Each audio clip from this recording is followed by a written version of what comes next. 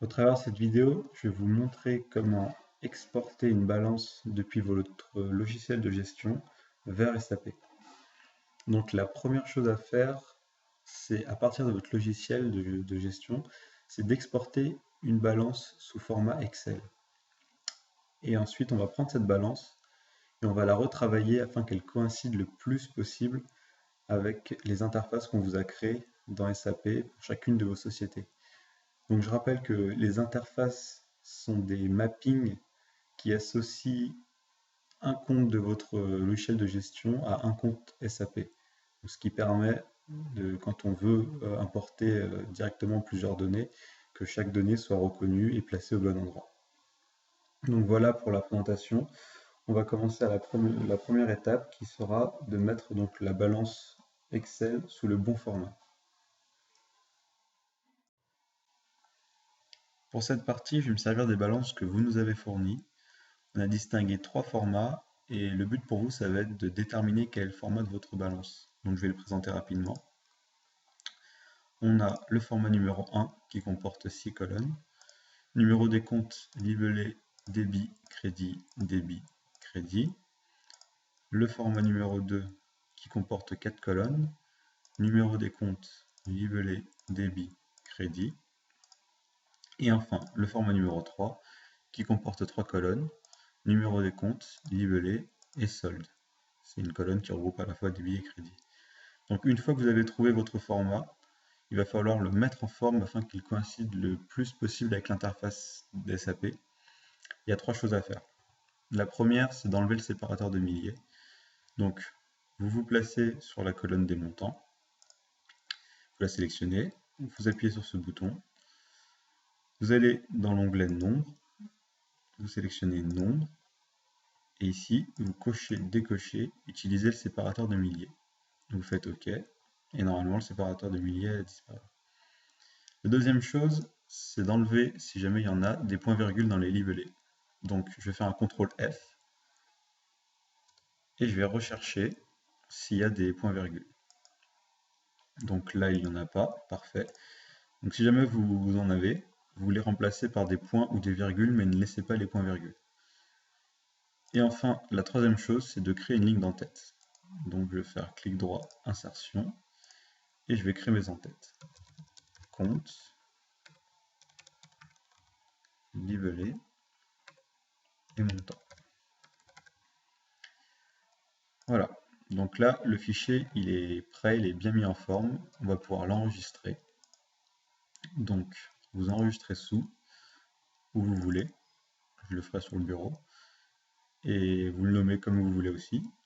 La chose importante à faire, c'est de l'enregistrer en CSV, séparateur point virgule. Donc ici, je le sélectionne. J'enregistre. OK. OK. Et voilà. Donc le fichier est prêt et il va nous être utile pour la suite. Maintenant qu'on a notre fichier CSV, on va devoir encore le faire changer de format pour qu'il puisse être importé dans l'interface SAP. Alors, je me connecte à SAP.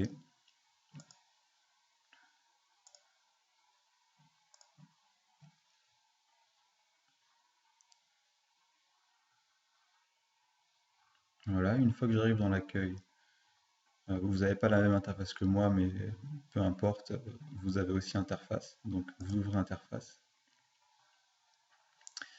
Vous allez chercher la société avec laquelle vous voulez travailler sur l'import. Voilà, pour moi ce serait ici. Et vous faites ouvrir nouvelle correspondance, exercice période ouvrir.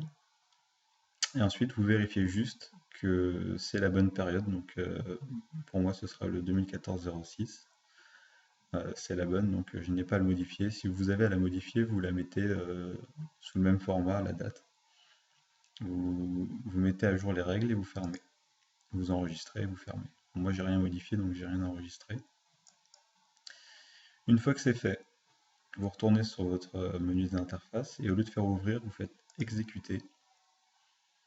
Donc là, dans cette fenêtre qui vient de s'ouvrir, Vous allez chercher le fichier CSV qu'on vient juste de créer. Donc moi je l'ai mis sur le bureau. Ici. Je l'ouvre, je sélectionne fichier, je coche un fichier par alias, je coche générer un rapport, inclure les lignes rejetées dans un fichier, et donc je le nomme, je vais le nommer rapport test. Pour moi ce sera ça. Je vous conseille de mettre la date et la société si vous en avez plusieurs à traiter. Et la chose importante à faire, c'est de finir par un point .txt, sinon le fichier n'est pas reconnu. Donc, je vous explique vite fait, le rapport que vous allez créer aussi, ça va permettre, si jamais il y a des anomalies après l'import, de trouver les problèmes, de trouver les comptes. Donc une fois que vous avez coché tout ça, vous faites OK, vous attendez.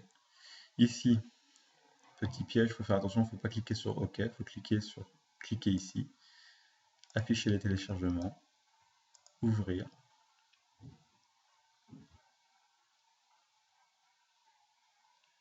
Ça charge, et donc voilà, ici on a nos deux documents.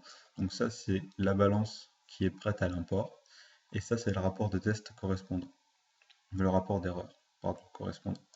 Donc ces deux fichiers, je vais les ouvrir et les enregistrer sous le bureau. Parce que enfin, vous le mettez où vous voulez, moi j'ai choisi, pour cet exemple j'ai choisi mon bureau. Vous enregistrez, vous pouvez laisser du coup le même nom.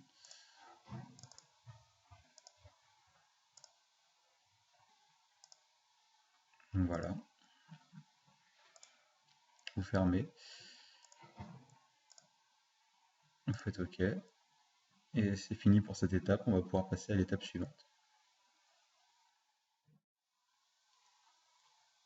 Pour la dernière partie, on va se connecter à SAP. Enfin, vous étiez déjà connecté, donc normalement vous faites retour à l'accueil. Une fois qu'on arrive sur l'accueil, vous faites ouvrir une liasse. Vous vérifiez que c'est la bonne période. Donc pour moi c'est bon, 2014-06. Et vous allez chercher la société concernée par l'import. Je l'ouvre. Ici, dans l'onglet Documents, vous allez à Import de liasse. Une fois que vous y êtes, sur Parcourir, vous allez chercher donc le fichier qu'on vient de créer. Pour moi, il était sur le bureau encore une fois. Donc c'est celui-là. Oui. Je l'ouvre. Ici, délimiteur de colonne, je choisis point virgule. Commencer l'import à partir de la ligne 2, oui, parce qu'on a créé des en-têtes. Ici, importer les montants, vous avez le choix entre remplacer des données ou ajouter des données.